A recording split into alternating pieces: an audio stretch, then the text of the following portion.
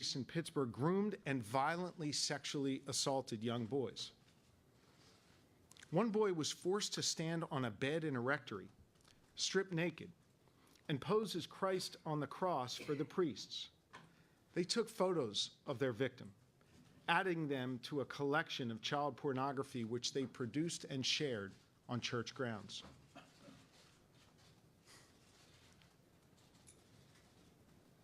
To make it easier to target their victims, the priests gave their favored boys gifts: gold crosses to wear as necklaces.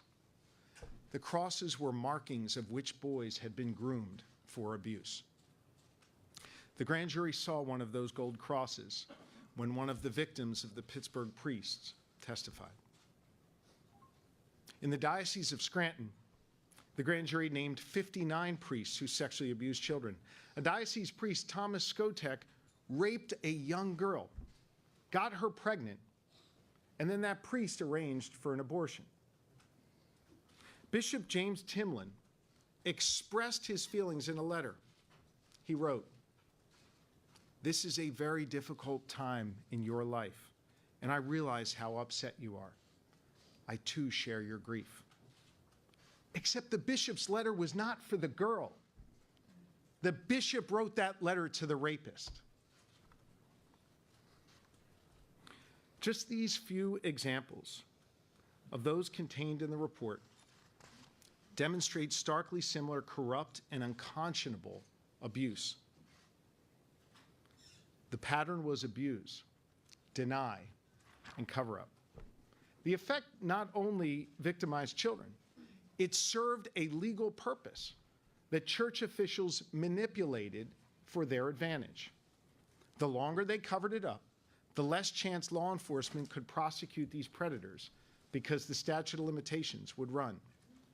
As a direct consequence of the systematic cover-up by senior church officials, almost every instance of child sexual abuse we found is too old to be prosecuted, but not every instance. The grand jury issued presentments, and we filed charges against a priest in Greensburg and a priest in Erie who sexually assaulted children. In Greensburg, we charged Father John Sweeney with sexually abusing a 7-year-old boy. Sweeney pled guilty earlier this month. He is now an admitted sexual predator. In Erie, we charged Father David Paulson with sexually abusing one boy for 8 years, starting when he was just 8 years old. He actually made the boy go to confession to admit his sins to Paulson himself. The bishop at the time, Donald Troutman, knew all about this abuse, and Troutman covered it up. As a result of the previous grand jury in Altoona, Johnstown, 2 Franciscan friars admitted they endangered the welfare of minors, covering up sexual assaults by a fellow friar. So this grand jury, and the one that preceded it, did not just write reports, they recommended charges where they legally could, and we followed through.